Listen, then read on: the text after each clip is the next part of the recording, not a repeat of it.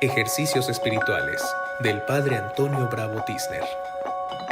La disponibilidad de Jesucristo al Padre, fuente de su dinamismo evangelizador y del discernimiento que hace de la vida de los pobres.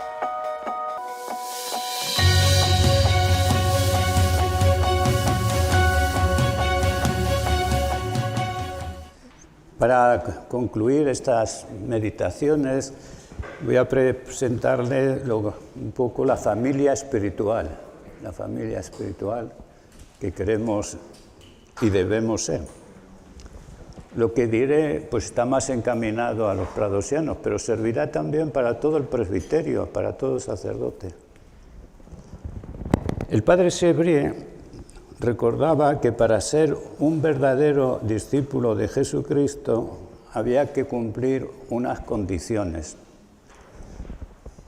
Y en la página 134-135, después de un estudio de Evangelio, hace un resumen de las condiciones. Y dice así: por estas palabras del Divino Maestro, por lo tanto, no habla de sí mismo, sino que solamente nos recuerda el Evangelio. Por estas palabras del Divino Maestro, vemos claramente que para llegar a ser un verdadero discípulo es necesario, ante todo, renunciar a la familia y al mundo. Renunciar, sí, a la familia y al mundo. Renunciar a sí mismo, renunciar a los bienes de la tierra. Luego de haber renunciado a todas estas cosas, hay que tomar la cruz y seguirle en la práctica de todas las virtudes evangélicas. Estas son las condiciones impuestas por el Divino Maestro a todo el que quiera llegar a ser su discípulo. Por lo tanto, el padre Chevrier, sobre todo basándose en Lucas 14, 25, 35 y Mateo 16, 24, concluye: el que tenga oídos, que oiga. Es una gracia, entonces tenemos que acogerla. Pero, ¿para qué esto? Pues para caminar en la libertad, para caminar en la alegría. Por eso es una cuestión de fe. No estamos ante una cuestión moral, de exigencia, sino de fe. Seguir a Jesucristo, dice Chevrier, entonces, es ir a todas partes donde Él vaya, hacer lo que Él hace, no abandonarle jamás. Es imitarle en todo lo posible. Seguir a Jesucristo es ir con Él al pesebre y allí hacerse pobre. Es dejarse clavar en la cruz y morir en ella para obedecer a Dios y salvar al mundo. Es ir al cielo con Él. Jesús nos lo ha dicho: no es el siervo mayor que su Señor. Le basta parecerse a su amo para ser perfecto. Llenarse de su espíritu de humildad, de pobreza, de mansedumbre, de caridad. Por ello es necesario seguir a Jesús con fe, amor, disponibilidad, generosidad, prontitud, determinación. Y todo esto, hermanos, sigo insistiendo, para vivir alegres. Juan 15, 8, 11 nos lo recuerda. Si permanecéis en mí y mis palabras permanecen en vosotros, pedid lo que deseáis y se realizará. Con esto recibe gloria mi Padre, con que deis fruto abundante. Así seréis discípulos míos. Como el Padre me ha amado, así os he amado yo. Permaneced en mi amor. Si guardáis mis mandamientos, permaneceréis en mi amor, lo mismo que yo he guardado los mandamientos de mi Padre y permanezco en su amor. Y escuchen bien, os he hablado de esto para que mi alegría esté en ustedes y su alegría llegue a plenitud. El Evangelio se nos ha dado para la alegría y para la alegría pascual. Todo lo que nos ha dicho Jesús o conduce a la alegría o no viene de Él. Yo no he dicho al jolgorio, no, a la alegría profunda, que es la alegría pascual. Todo lo que nos dice Jesús es un camino de libertad. El Dios de la alianza nos da las 10 palabras para que caminemos en la libertad. En la libertad. Si fuera para tosigarnos, no. Las 10 palabras son las palabras de la libertad, para andar en la libertad. Y eso es muy importante. Por eso la carta a los Gálatas, en el capítulo 5, habría que leer del versículo 1 al 25, yo solamente leo la introducción y 2 versículos. Para la libertad nos ha liberado Cristo, para la libertad. Pues vosotros, hermanos, habéis sido llamados a la libertad. Ahora bien, no utilicéis la libertad como estímulo para la carne. Al contrario, sed esclavos unos de otros por amor. Sed esclavos unos de otros por amor. Si vivimos por el Espíritu, marchemos tras el Espíritu. Si vivimos por el Espíritu, marchemos tras el Espíritu. Los santos han caminado en la libertad y en la alegría profunda. Pero siempre insisto que es la alegría pascual, que no excluye el sufrimiento, la alegría profunda. Y por eso, ¿qué tenemos que hacer nosotros? Y Sebrién nos recuerda pues esto tan sencillo. Encontramos en el estudio de nuestro Señor la verdadera luz, nuestro reglamento de vida ya hecho, perfectamente preparado, listo para comerlo. Solo basta buscarlo y encontrarlo. Buscad en el Evangelio y encontraréis todas las plantas y flores necesarias para darnos la vida y mantenerla en nosotros. Las renuncias son para la libertad y la alegría, no para masoquismo o cosas parecidas, ¿verdad? No, son para esto. Bueno, pues yo en este sentido les presentaré la importancia de la familia espiritual para caminar justamente en libertad y alegría. Y para ello presentaré 2 partes, como he hecho todas las meditaciones. La primera, Jesús y su familia. Jesús y su familia. Porque a veces olvidamos que Jesús tuvo una familia. Pues vamos a ver cómo se comportó Jesús con su familia. Y entonces por ahí podremos avanzar nosotros también, ¿verdad? Y segundo, las características un poco de la familia del Prado, que sería la segunda parte de la meditación, para ver cómo las podemos vivir y mejorar, porque toda familia tiene que ir creciendo y mejorando, ¿verdad? Jesús y su familia. Los evangelios son parcos, muy parcos, hablar de la familia de Jesús. ¿Por qué? Porque sencillamente los testigos son los que han vivido con Jesús desde el Jordán al Calvario y la resurrección. Y han visto la resurrección. No les ha interesado mucho la familia anterior. Pero, sin embargo, si uno va explicando un poco, respigando en el Evangelio, pues se encuentra hasta 5 o 6 notas importantes de cómo Jesús vivió su relación con la familia. Vamos a meditarlo eso brevemente y ustedes podrán continuar el estudio después. Primero, la familia es un don de Dios. La familia es un don de Dios. Los evangelios enseñan cómo Dios preparó la familia en la que había de nacer su Hijo enviado en la carne. La preparó Dios.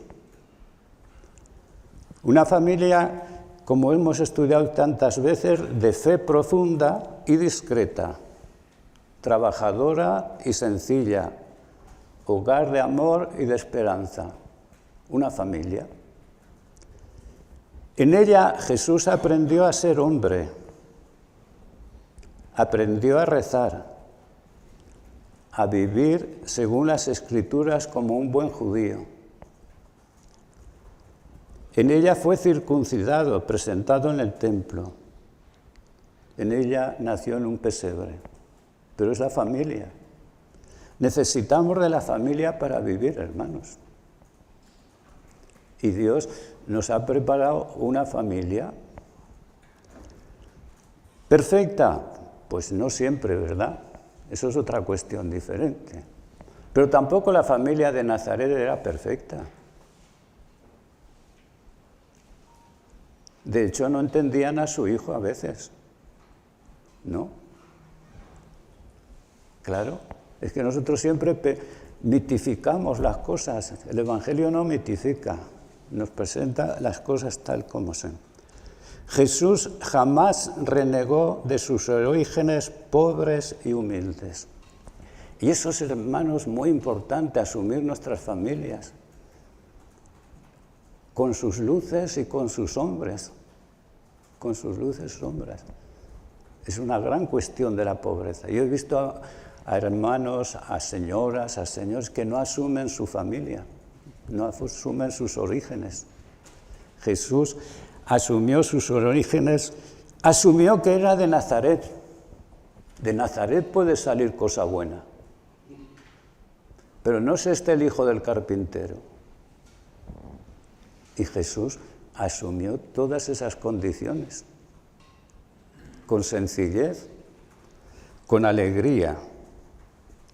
Si la familia es un regalo de Dios, entonces tendremos que honrarla. Por eso la ley del Señor es clara. Honra a tu padre y a tu madre para que se prolonguen tus días en la tierra que el Señor tu Dios te va a dar. Tenemos que asumir precisamente nuestra familia, nuestros orígenes, nuestras dificultades. El evangelista nos recuerda que el niño creció en una familia hasta su mayoría de edad según la ley. Y cuando cumplieron todo lo que prescribía la ley del Señor, se volvieron a Galilea, a su ciudad de Nazaret. El niño, por su parte, iba creciendo y robusteciéndose, lleno de sabiduría, y la gracia de Dios estaba con él. Acoger y ayudar, hermanos, a nuestros feligreses a acoger la familia como un don de Dios. Es muy importante, porque eso supone a veces curar heridas. Bueno, pero no vamos a entrar en la casuística, ¿verdad? Pero se podría eso. Pero ahí está bien. Un don de Dios. Por lo tanto, lo tendremos que recibir con alegría y vivir. Segundo punto importante que nos recuerda, Jesús y la sumisión a sus padres. Sus padres solían ir cada año a Jerusalén por la fiesta de Pascua, etc. Conocen el texto y termina así. El hijo les dice, la madre le dice al hijo, ¿por qué nos has tratado así? Tu padre y yo te buscábamos angustiados. Él les contestó, ¿por qué me buscabais? ¿No sabíais que yo debía estar en las cosas de mi padre? Pero ellos no comprendieron lo que les dijo, Él bajó con ellos y fue a Nazaret y estaba sujeto a ellos. Su madre conservaba todo esto en su corazón y Jesús iba creciendo en sabiduría, en estatura y en gracia ante Dios y ante los hombres.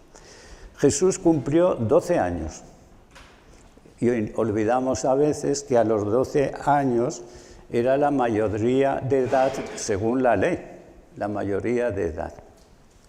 Y esto suponía que el hijo se debía antes a la ley que a la misma familia. Claro, era hijo de la ley y no de la familia. Esto no lo olvidamos con frecuencia, ¿verdad? Y es importante. Por lo tanto, el hijo hubiera podido reivindicar que él era mayor de edad para decidir. Y no reivindicó eso. Y eso que era para una cosa buena, ¿verdad? Debo ocuparme de las cosas de mi padre. Y Jesús bajó a Nazaret y estaba sujeto a sus padres.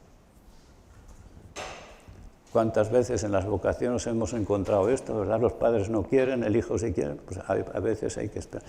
Y Jesús esperó hasta los 30 años en Nazaret.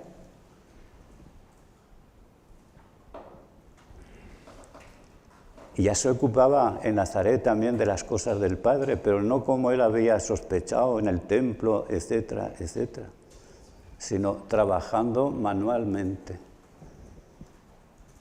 Y estaba ya salvando y dignificando a la humanidad. Porque nosotros pensamos siempre en los años de la vida pública, pero en Nazaret ya estaba salvando a la humanidad, ya estaba dignificando el mundo del trabajo, etcétera, etcétera. Jesús renuncia por el momento a su deseo de consagrarse en el templo, a la vida pública. No, le cuesta, pero baja. Y sobre todo estaba sumiso. No había llegado todavía la hora. Y a través de mediaciones limitadas como la de María, no ve que ha llegado la hora. Bajan. Nosotros siempre pensamos, ya ha llegado la hora. Bueno, pues no. Hay que tenerlo en cuenta. Sumisión a sus padres, según los hombres, no le impidió que Jesús siguiera creciendo en sabiduría y gracia para salvar al mundo. No le impidió. Nada nos puede impedir, hermanos, seguir creciendo, aunque no según mis proyectos. Y Jesús seguía creciendo. ¿Y María qué hizo? Pues no entender, pero guardaba todas esas cosas en su corazón hasta que la luz le vendría. Y es importante tenerlo en cuenta, porque es una dimensión de que todos somos limitados. Asumir el límite mío y de los demás es muy importante. Somos limitados. María era limitada. José, no te digo. Fíjese si es limitado, que no hay ni una palabra en los evangelios de José. Ni una sola palabra. Pero era el hombre que se dejaba conducir por los acontecimientos sospechosos. Pero somos limitados. Las familias son limitadas. Y no nos tiene que escandalizar nada. Son limitadas. Tercero, la presencia de Jesús en las bodas de Caná. Conocemos el texto. Y ahora resulta que la madre le pide a Jesús que haga algo. No dice lo que tiene que hacer, María. Eso es importante. No tienen vino. Constata un hecho. Pero va a ser María ahora la que le abra la puerta a Jesús y le muestre que ha llegado la hora del Padre. Anda, es que Jesús vivía para la hora del Padre, no para la suya.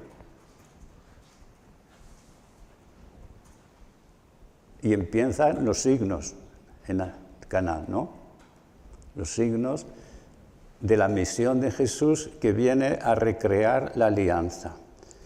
Es importante porque la madre lo llevó a Nazaret, ahora es la madre la que pide que manifieste sus signos. Y él responde, ¿verdad? Cuarto momento, el choque con la familia. Jesús va a chocar con la familia para llevar a cabo justamente la obra del Padre, pero va a chocar con la familia. Y es donde ya encontramos mucha más literatura en los evangelios, justamente de este choque importante. Yo les voy a recordar solamente 3 o 4 textos, pero pueden releer los evangelios porque es muy interesante ver este choque y cómo vivirlo. El primer choque es que Jesús tiene tanto éxito que no le queda tiempo ni para comer. Y entonces la familia dice, mal, ha perdido la cabeza. Dice así el texto evangélico. Llega a casa y de nuevo se junta tanta gente que no los dejaban ni comer. Al enterarse su familia, vinieron a llevárselo, porque se decía que estaba fuera de sí. Y los escribas que habían bajado de Jerusalén decían, tiene dentro a Belcebú y expulsa a los demonios con el poder del jefe de los demonios. Hermanos, es la contradicción. Jesús es un signo de contradicción, pero ya se lo había anunciado Simeón, el anciano, a María. ¿Será un signo de contradicción? Se está cumpliendo la palabra de Dios. Y un poquito más abajo, en Marcos 3, ¿verdad? Dice así, llegan su madre y sus hermanos y desde fuera lo mandaron llamar. La gente que tenía sentada alrededor le dice, mira, tu madre y tus hermanos y tus hermanas están fuera y te buscan. Él les pregunta, ¿quiénes son mi madre y mis hermanos? Y mirando a los que estaban sentados alrededor dice, estos son mi madre y mis hermanos. El que haga la voluntad de Dios, ese es mi hermano y mi hermana y mi madre. Y mi madre. Jesús ahora se siente libre para decir no a la familia. Decir no. Porque ha llegado la hora del Padre. Y en la hora del Padre, Él se debe totalmente a la misión. Y se crea, porque es la misión de Jesús, reunir a los hijos de Dios dispersos. Hacer la familia de Dios. La familia de Dios. Porque no va a hacer su familia. Porque fíjense ustedes, mis hermanos, mis hermanas, mi madre, no dice mi padre. ¿Ya se ha muerto José? Pues quizá, pero no dice mi padre. Porque padre solamente hay uno. Es decir, solo uno tiene autoridad en mí. Solo uno, el Padre. Un segundo texto, porque ustedes pueden meditar, porque claro, ¿verdad? Y eso es importante en el momento de las vocaciones. Una mujer alaba a Jesús. Mientras él hablaba estas cosas, aconteció que una mujer de entre el gentío, levantando la voz, le dijo, bienaventurado el vientre que te llevó y los pechos que te criaron. Pero él dijo, mejor bienaventurados los que escuchan la palabra de Dios y la cumplen. Y la cumplen, ¿verdad? Jesús ha venido para anunciar la palabra. En Juan 7, pues tenemos que la familia busca, manifiéstate al mundo. Y Jesús dice, esa es vuestra cuestión, la mía es otra. No sabéis. Jesús vino pues en la familia que el Padre le había preparado, pero ha llegado el momento de estar totalmente entregado a formar la familia del Padre. Y esa es la libertad que Jesús reclama para él. Digo esto porque a veces cuando se dice renunciar a la familia, no se trata de renunciar, sino de amarla con el amor mismo de Dios a la familia. Y eso implica la libertad para nosotros. Por eso pasamos al quinto momento definitivo, la presencia y silencio de la Madre ante la cruz. Jesús en la cruz se preocupa de su familia. Le ha venido a reunir y su familia también forma parte su madre. Por eso el Evangelio nos lo recuerda con estas palabras. Junto a la cruz de Jesús estaban su madre, la hermana de su madre, María la de Cleofás y María la de Magdalena. Jesús, al ver a su madre y junto a ella al discípulo al que amaba, dijo a su madre: mujer, ahí tienes a tu hijo. Luego dijo al discípulo: ahí tienes a tu madre. Y desde aquella hora el discípulo la recibió como algo propio. Jesús se preocupa de su familia, humana también, ¿verdad? Como dirá Chevret, de la familia natural. Y deja a su madre una comunidad que cuidará de ella. Y el último momento que tenemos para meditar, María en la comunidad apostólica. Los Hechos de los Apóstoles nos recuerdan cómo María formaba parte de la comunidad apostólica, orando a la espera del cumplimiento de la promesa del Hijo, es decir, el don del Espíritu Santo. La Madre de Jesús, por tanto, compartía su experiencia y tenía un lugar relevante en la nueva familia apostólica. Tenía un lugar relevante, se señala, ¿verdad? Pero no un lugar al margen de la comunidad, sino en la comunidad. Y eso es importante, porque en el texto que yo les he citado antes, pero que solamente he hecho que evocarlo, ¿verdad? Cuando dice: ¿quiénes mis hermanos, mis hermanas, mi madre? Los que escuchan la palabra. Y San Agustín se dice: ¿y entonces María dónde la dejamos? Pues dice San Agustín, claro, María es el miembro más importante de la Iglesia, pero un miembro. El más importante, el más significativo, pero un miembro. Porque el Cristo total lo forman Cristo y la comunidad, y en ella está integrada María. El Cristo total, ¿verdad?, integra a María, porque es una parte del cuerpo.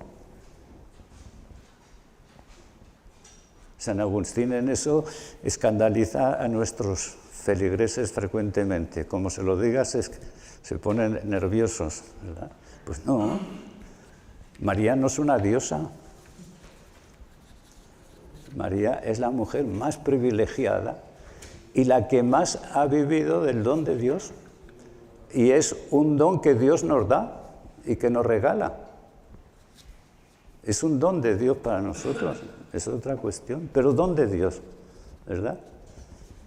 Don de Dios. María en la comunidad apostólica es muy importante, entonces, porque ella se abre con todos y nos ayuda a abrirnos a la venida del Espíritu Santo. Ora, porque es el Espíritu el que nos forma y nos recrea continuamente. En conclusión de esta primera parte, la renuncia a la familia, entonces, es amar a la familia con el amor de Dios. Por eso el padre Chevret insistía que tengamos los deberes de la caridad. Yo sé que estoy hablando a muchos que ya no tenemos padres ni madres y apenas nos queda un hermano, ¿verdad? Pero la familia puede ser más amplia. Entonces, cómo cuidar y cómo sentirse libre para la misión, ¿verdad? Con la fuerza y con la alegría. Y el padre Chevret hace un pequeño comentario de esto que yo he hecho a mi manera, ¿verdad? Hace un pequeño comentario que dice sí. Y pone un comentario que lo pone en labios de Jesús. Los santos suelen poner eso. Los que no lo somos todavía, ¿verdad?, pues no lo podemos hacer. Dice así: a Dios solo debo obedecer. Es Jesús que habla en el padre Chevret, Lo tienen en la página 150 del verdadero discípulo, lo que les leo. A Dios solo debo obedecer. Él es quien fija el momento de mis actos. Cuando yo actúo, no debo obedecer ni a la carne, ni a la sangre, ni a cualquier otro sentimiento natural alguno. No tengo que consultar con nadie más que con la voluntad de mi Padre. Es un texto precioso, ¿verdad? Puesto en labios de Jesús.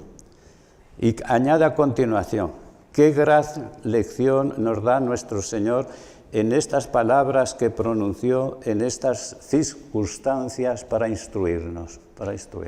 Qué lección de libertad. Textos para su oración y su búsqueda. Pues Lucas 2, 41, 51, Juan 2, 1, 12, Marcos 3, 31, 35. Marcos 3, 31, 35. Algunas preguntas, entonces. ¿Asumo a mi familia como un verdadero don de Dios?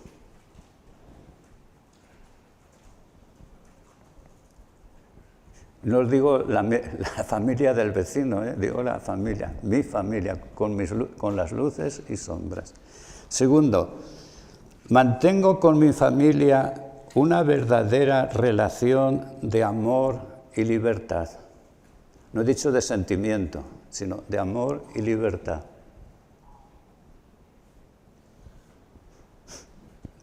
Porque el amor quiere el bien del otro, ¿no?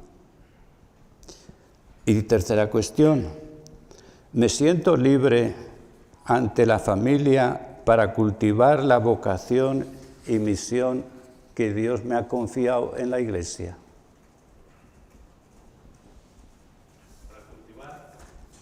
La vocación y misión que Dios me ha confiado en la Iglesia. Porque a veces los padres no nos entienden, los hermanos tampoco, los amigos tampoco. ¿Cómo te vas a ir a tus años a México? Es la primera que me dijeron.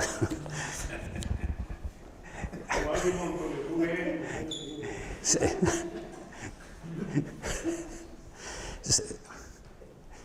Y eso que ha muerto mi hermana, que siempre me recordaba, no, porque está... Y yo le decía, bueno, yo sé de una que en la cocina se estropeó la cadera, y es que se cayó en la cocina y decía, ya basta, ya no hablamos más. Bueno, la segunda, las características de la familia espiritual del Prado. Las características. El padre Chevrier lo que busca, pues, no es negar la importancia de la familia, al contrario. Y de hecho, tenemos que tener en cuenta que Chevrier tenía una madre impositiva, posesiva, que quería decirle lo que podía hacer como sacerdote y lo que no podía hacer.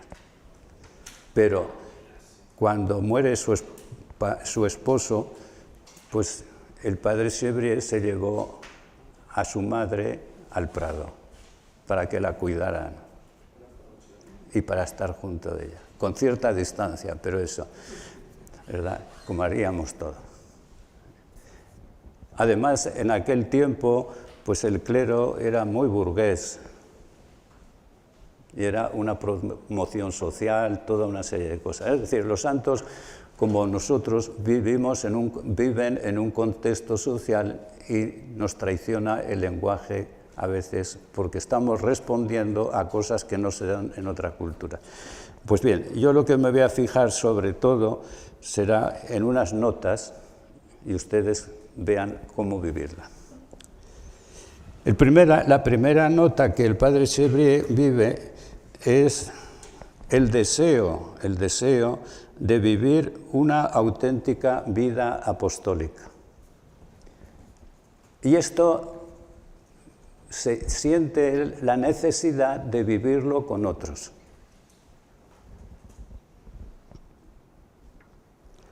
Y eso es lo que va a dar pie justamente a la familia espiritual. Dice así en una carta al principio de su conversión después de Navidad, dirigida al padre Gordón con el que había entrado en contacto. Convirtámonos, mi buen hermano, ayúdeme a convertirme y pidamos juntos llegar a ser dignos representantes de Jesucristo en la tierra y dispensadores de sus gracias. El sacerdote es otro Jesucristo. Esto es verdaderamente hermoso. Pida usted para que lo llegue a ser de verdad. Me siento tan alejado de este hermoso modelo que a veces me desanimo. Tan lejos de la pobreza, tan lejos de su muerte, tan lejos de su caridad. Pida y pidamos juntos que nos vayamos configurando a nuestro bello modelo. Les decía ayer lo de modelo y salvador, ¿verdad? Pues se nota aquí que todavía está al principio, el modelo. Cuando estemos juntos, me enseñará usted un poco a amar a nuestro buen maestro y sobre todo a imitarle. Véngase usted, meditaremos juntos estas cosas y las pondremos en práctica. Me doy cuenta de que tengo necesidad de alguien que comprenda al Salvador y le ame, o no. Como dice usted en su carta, jamás volveremos a estar solos, seremos dos y Jesús será nuestro Maestro. Todo puede comprenderse con Él. Él es el lazo fuerte e indisoluble que une los corazones verdaderamente deseosos de seguirle. Tomémoslo pues con nosotros, que Él sea nuestro guía, nuestro jefe, nuestro modelo en la pobreza, en el sacrificio y en la caridad. Este texto muestra bien el deseo y la necesidad. El deseo y la necesidad de ser hermanos en la búsqueda del discipulado. Y es lo que fundamenta entonces nuestra familia. Ayudarnos a seguir a Jesús en el pesebre, la cruz y la Eucaristía.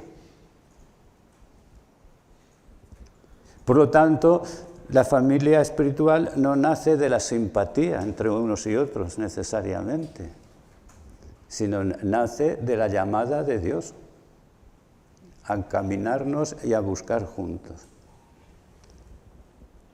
Y esto mismo es lo que el padre Chevrier escribe en otra carta, una carta famosa a Sor Verónica, a una hermana del Prado de formación, la carta 180. La que yo les he citado antes es la carta 56.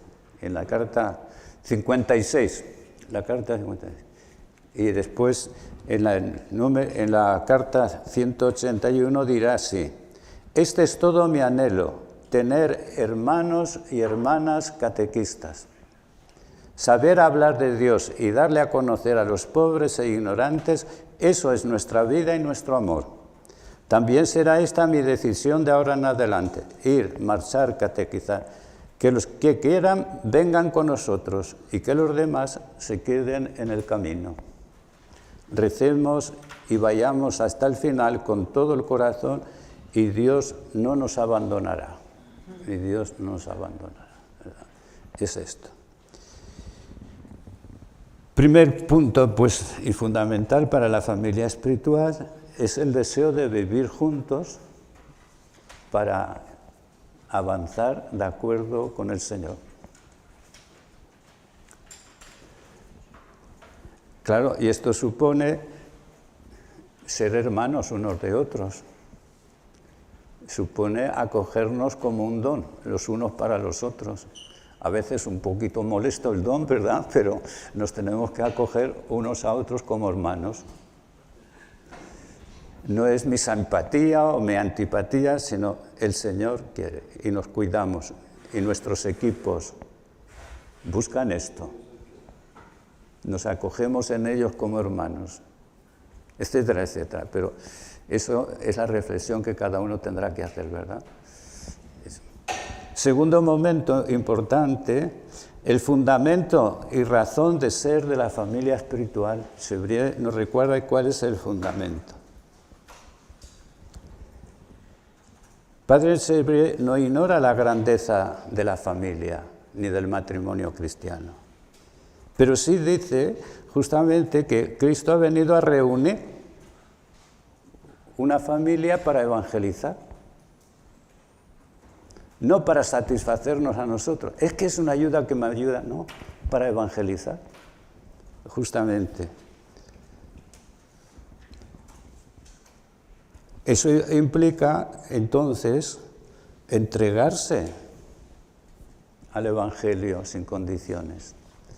Y Mateo 19, 11, 12 nos recuerda que hay eunucos que salieron así del vientre de su madre, a otros los hicieron los hombres, y hay quienes se hacen eunucos ellos mismos por el reino de los cielos. El que pueda entender, que entienda. Son palabras de Jesús, ¿verdad? Eunucos por el reino de los cielos, para llevar a cabo la misión. Jesús no ha venido, hermanos, a formar su familia, sino a congregar a los hijos de Dios dispersos. Y eso me parece muy importante, que no lo tenemos en cuenta. No es mi comunidad, no es mi prado, no, sino justamente formar. La finalidad de la familia natural será reproducir una familia. La de espiritual es reunir a los hijos de Dios dispersos, como lo estábamos rezando hace un momento en la oración de Benjamín, ¿verdad? Para formar una comunidad, pero la comunidad de los hijos de Dios. Y por eso el padre Chevrier nos lo recuerda, porque les estaba recordando en esto. Dice así en la página 151 del verdadero discípulo: el amor de Jesucristo, el deseo de guardar su palabra, es el fundamento de toda familia cristiana. Nosotros estaremos realmente unidos en espíritu y corazón en la medida que este precioso fundamento esté en medio de nosotros. El lazo de unión de la familia espiritual, por lo tanto, es Dios, el Evangelio, su palabra y la práctica de su palabra. Y continúa Chevrier: no puede darse familia o comunidad cristiana sin esa unión de espíritu fundada sobre el conocimiento de Jesucristo, de su divina palabra y la práctica de las mismas obras. Hay que practicar las mismas obras del Evangelio. Y la obra a practicar para el catequista de los pobres es anunciar a Jesucristo. No anunciarnos a nosotros, sino anunciar a Jesucristo, el Salvador y Liberador de los hombres. Conocer, pues, a Jesucristo y darlo a conocer es el fundamento de la familia espiritual del Prado. ¿Y para eso qué hacer? Pues Chevrier nos responde, claro, porque él ha tenido que vivirlo así. Y en México no podrán vivir tan unidos como nosotros en España, porque nosotros tenemos, la distancia más larga son 600 kilómetros, ¿verdad? Ustedes son 1000, entonces tendrán que vivir los grupos y los equipos de acuerdo con sus posibilidades y realidad. Si yo quiero reunirme con los equipos de Ávila, basta 1 hora de camino. Claro. Aquí ustedes tienen otras realidades, por eso yo no bajo a lo concreto, porque hay que vivir de acuerdo y con realismo, ¿verdad? Pero bueno, lo importante es el fundamento, Por eso Chevrier nos lo recuerda, que debemos apoyarnos en Jesucristo y en su palabra. Él, Jesucristo, es el fundamento inquebrantable, sólido, sobre el cual podemos asentarnos tranquilamente, Jesucristo y la Iglesia. Apoyados en estos pilares, no podemos menos de ir seguros a pesar de las contrariedades, combates, luchas, persecuciones, etc. Apoyarnos ahí. Nuestra familia, por lo tanto, no puede ser ideológica. No son unos valores, unas ideas, sino Jesucristo es el fundamento, el que nos une una y otra vez. Tercer momento, la dinámica de la familia espiritual, entonces. Puesto que el fundamento y la finalidad se encuentran en Dios, en su iniciativa de amor, es preciso ahondar en la dinámica que debe desarrollarse en el mundo, nuestra familia, la dinámica. Y ustedes encontrarán. Lo primero de todos, y le pongo unas cuantas características. Lo primero es reconocernos como un verdadero don a los que el Señor nos llama a compartir la misma vocación y misión. Un don. Jesús reconoció a sus discípulos como un don del Padre. Nos reconocemos unos a otros como un don del Padre. Esta es una gran cuestión. La persona llamada a entrar en una familia espiritual, por tanto, se siente responsable y corresponsable de la vocación y misión de los hermanos.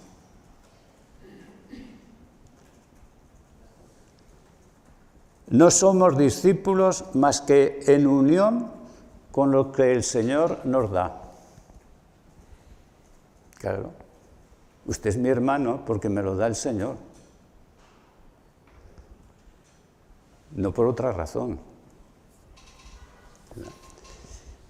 No somos discípulos, pues, individualmente. Somos discípulos comunitariamente. Por eso nuestros grupos, nuestras comunidades, poco importa los términos, deben vivir una dinámica de búsqueda compartida, escuchando juntos la palabra de Dios, para ponerla juntos en práctica al servicio de la misión de la Iglesia. No somos grupos de presión o de cosas semejantes, sino al servicio de la misión de la Iglesia. Somos discípulos juntos y no solo al lado unos de otros. Juntos. Esa familia. Entonces Sebré se exclama diciendo: dichosa familia, dichosos lazos que unen todos los miembros de esta familia en un mismo amor y deseo de conocer y amar a Jesucristo.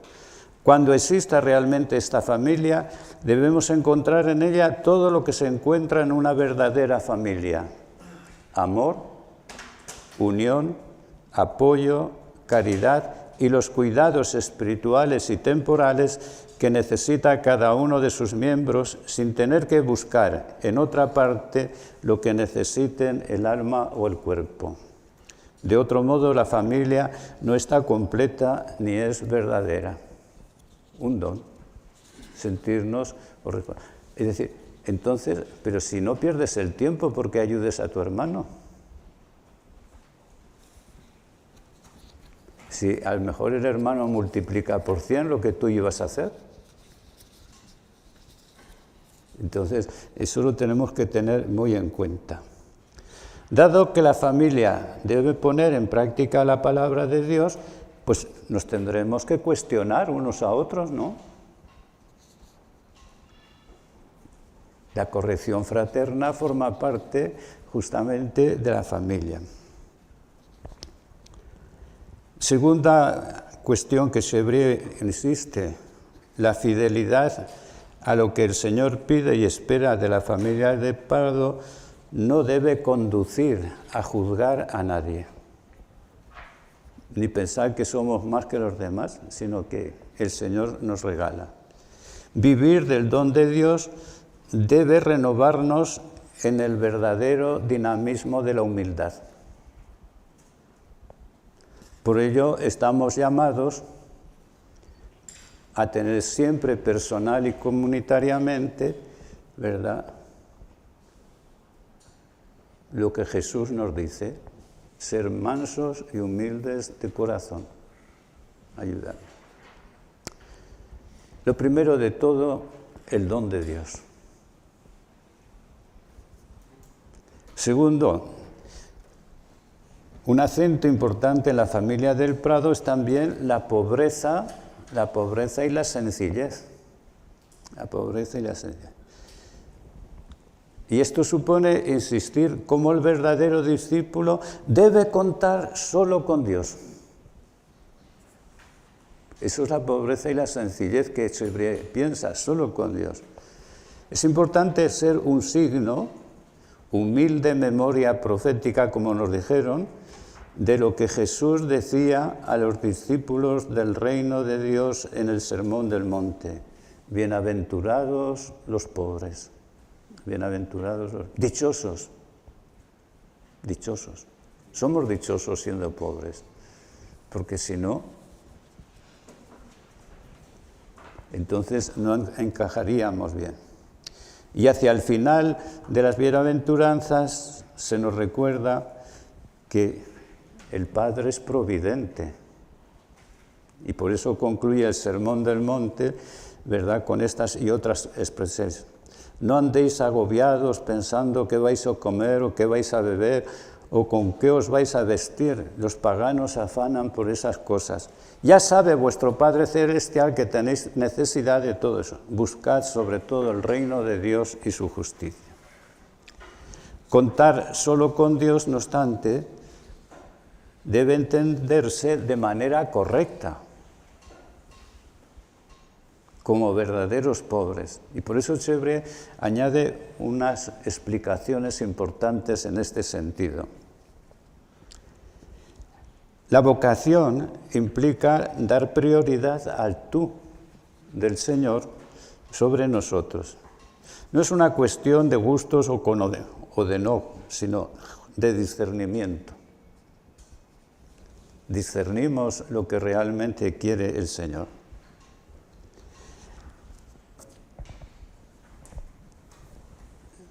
Nos inspiramos en el reino de Dios. Porque el reino de Dios, hermanos, no es comida y bebida, sino justicia, paz y alegría en el Espíritu. Y alegría en el Espíritu Santo. El que sirve en esto a Cristo es grato a Dios y acepto a los hombres. Así pues, procuremos lo que favorece la paz y lo que construye y la edifica mutuamente.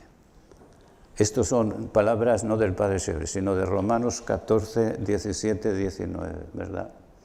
Eso es lo que nos interesa. Ahora bien, la pobreza y la sencillez no están reñidas con la prudencia según Dios, hermanos. La prudencia. El Padre Chebre era una persona muy realista, era un buen lionés. Los lioneses son muy realistas, ¿verdad?, y sensatos.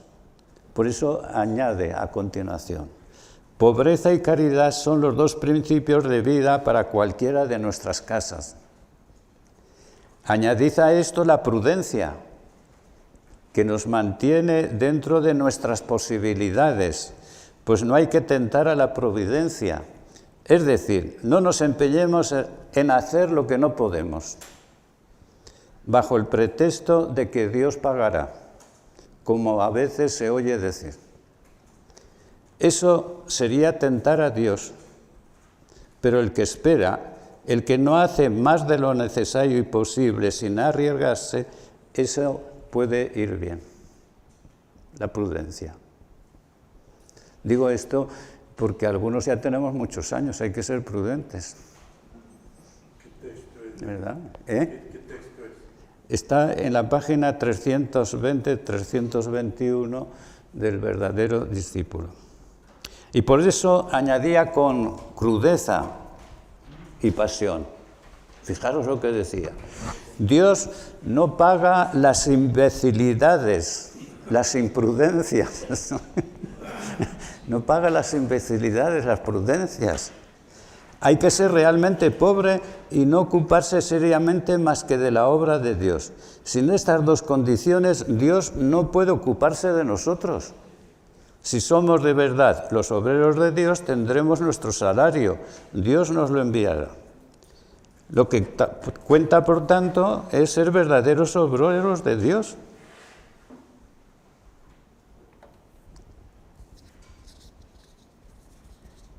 Y entonces escucharemos las palabras de Jesús a Pedro.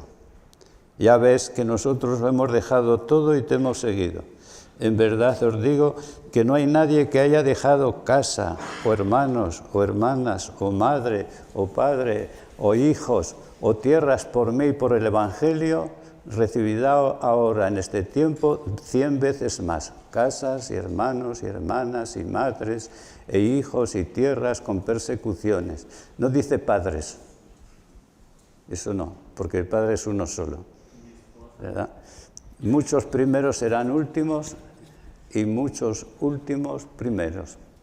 No son palabras del Padre Sebré, son palabras de Dios. Marcos 10, 28, 31, ¿verdad? Nos recuerda. La sencillez, hermanos, tampoco ha de confundirse con el simplismo. El sencillo es un hombre profundo. No será un intelectual, ¿verdad? Que eso, pero tiene que ser profundo la sencillez. Si Dios se revela a los pequeños y sencillos, ¿no? Eso.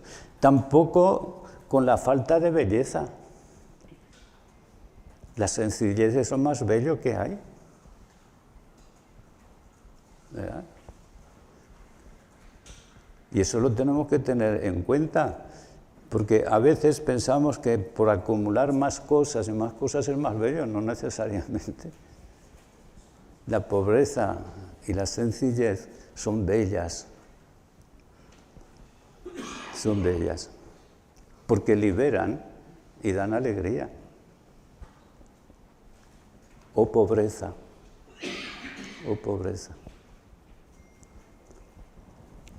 La encontró Jesús tan bella que se desposó con ella, ¿verdad? Será esta oración que el Padre Sebré nos recuerda. Una tercera característica, don, pobreza y sencillez, es importante. Una tercera característica, toda obra de Dios debe ante todo llevar el sello de la pobreza y el sufrimiento. Añade aquí el sufrimiento.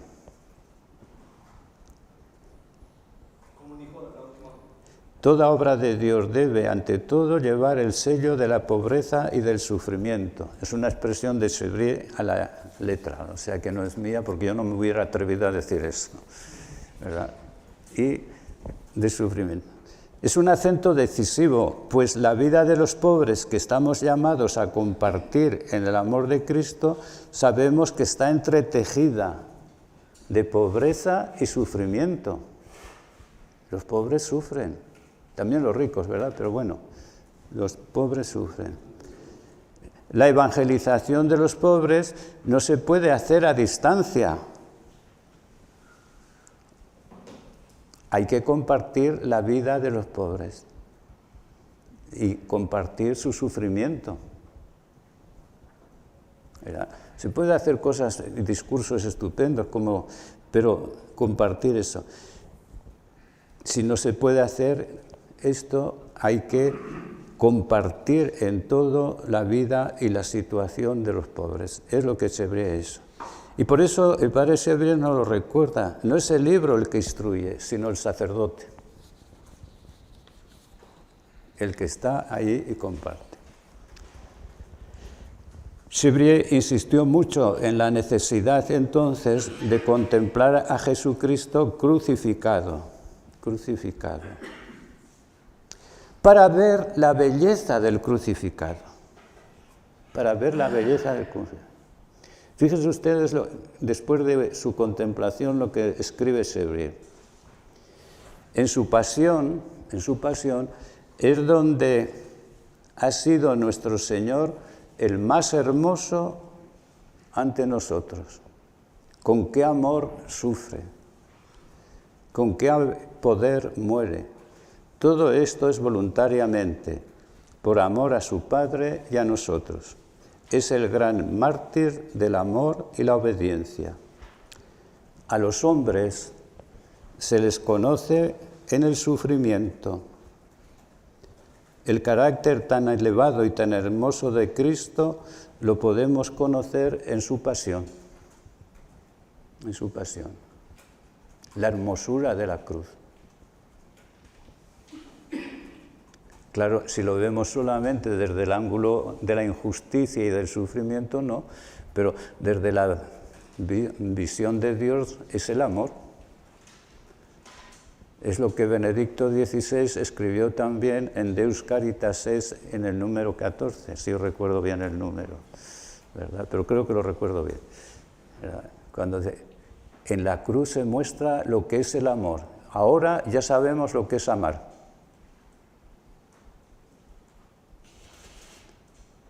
Toda la revelación se encuentra en la cruz.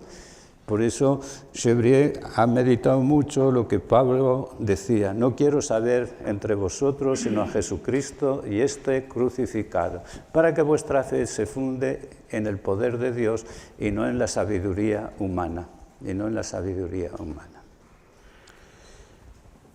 Y el pobre de la Guillotière pues tenía estas cosas que le recuerdo. No son ni las tierras, ni las casas, ni el oro, ni la plata lo que hace las obras de Dios. Hoy podríamos decir Internet, etcétera, etcétera, porque él no conoció esas cosas nuestras, tan queridas. Son los hombres generosos, piadosos, que saben sufrir, animados del Espíritu de Dios. Esto es lo que se necesita para hacer las obras de Dios. Dadme un alma generosa, devota, que sepa sufrir, valdrá más que 1.000.000. Cuando a esta alma se une otra animado del mismo deseo y se encamina a la misma meta, unidas igualmente por el amor de Dios, la obra está fundada. Es decir, la familia está fundada. Pero el sacerdote, tan rico, tan poderoso, que posee todos los tesoros del cielo, que reparte los dones de Dios, ¿tiene necesidad de ir corriendo en busca de dinero para él o para los demás? ¿O para los demás? Fíjense ustedes que aquí se plantea una cuestión muy importante de pastoral. Yo estos días, antes de venir, ¿verdad?, y antes de las catástrofes de Valencia, eso es diferente, ¿verdad?, pues todo era pedir dinero para hacer el bien. Denos dinero y podremos hacer más bien. Pues lo tenemos que reflexionar. Ir corriendo en busca de dinero para él o para los demás. Todo el mundo le necesita, los pobres, los ricos, más aún que los pobres. En el médico de las almas, el consolador de todo el mundo, da a todo el mundo los dones de Dios. Es decir, somos ricos en la medida que damos la fe. Iré, compartiré sus vidas, verán lo que es un sacerdote y yo les daré la fe. Si es la riqueza mayor. Para eso no necesitamos eso. La cruz, pues, hermanos, es la expresión del amor de Jesús hasta el extremo por los hombres y también al Padre. Y también al Padre. Porque esto lo olvidamos. También al Padre. Les recuerdo esto. Un amor que brota del amor del Padre por Él en el Espíritu. Muere en la cruz entre las manos amorosas del Padre. Y Jesús, clamando con voz potente, dijo: Padre, a tus manos encomiendo mi espíritu, y dicho esto, expiró. Un amor, el de la cruz, plenamente fecundo. Es lo más fecundo que hay. Pero es también la tentación. Baja de la cruz y creeremos en ti. Y Jesús permaneció en la cruz. Y Jesús permaneció en la cruz. Al sacerdote que trabaja para Dios, dice Sebre, y esto ustedes lo han experimentado, lo que les va a decir ahora, o nos dice, al sacerdote que trabaja para Dios serán los pobres, antes que nadie, quienes le van a alimentar y cuidar. Serán los pobres. Después vendrán los ricos. Así es la vida. Así es la vida. Los pobres son los primeros que vienen en nuestra ayuda si ven que somos pobres, claro. Y será la viejecita, ¿verdad?, que viene, venga, le traigo esto que me sobra.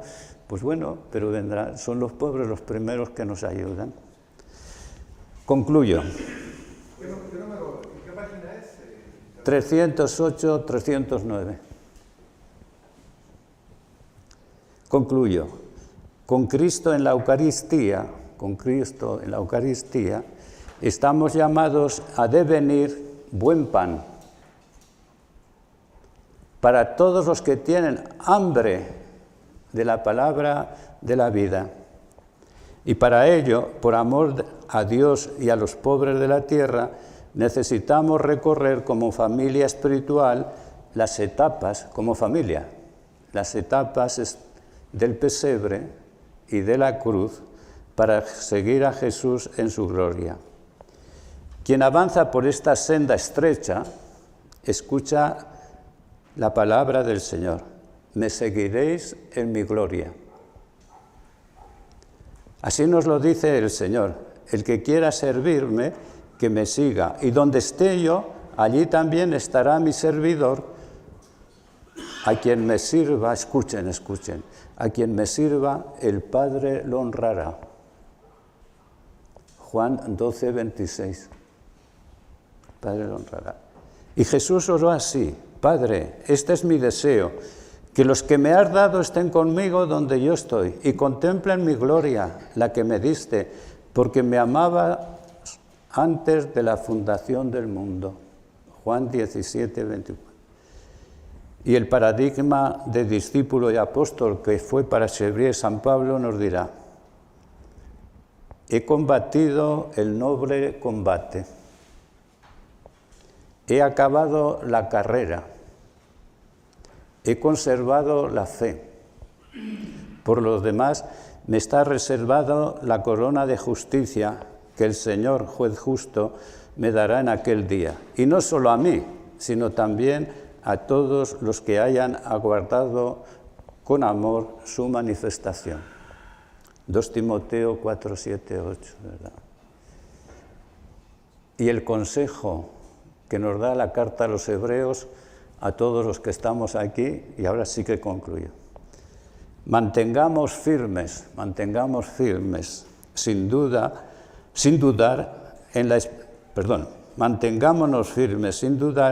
en la esperanza que profesamos, porque Dios cumplirá la promesa que nos ha hecho. Procuremos ayudarnos unos a otros a tener más amor y hacer el bien. No dejemos de asistir a nuestras reuniones,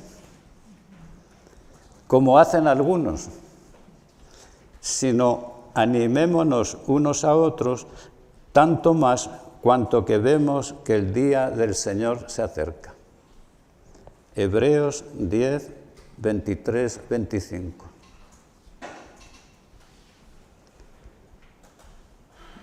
Textos para la oración, entonces.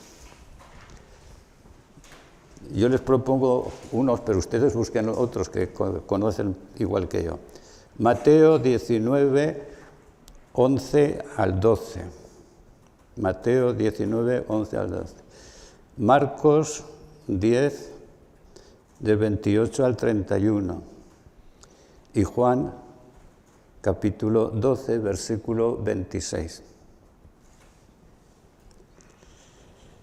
Y algunas preguntas, si quieren, para la oración, que a lo mejor no será para esta mañana, pero para otro día.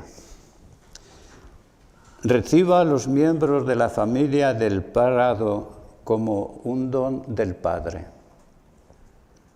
Sí, la familia. Si es una vocación, me los ha dado. Repito, recibo a los miembros de la familia del Prado como un don del Padre.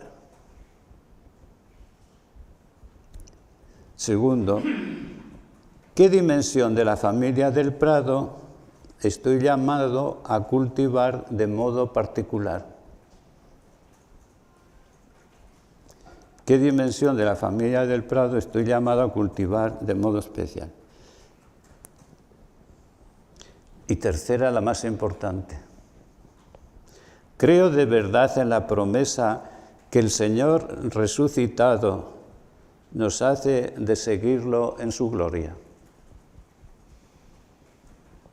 Creo de verdad, no así, lo proclamamos pero lo creemos. Creo de verdad en la promesa que el Señor nos hace de seguirlo en su gloria.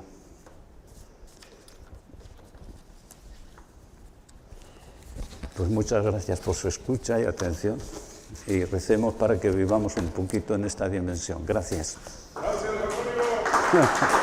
Vale.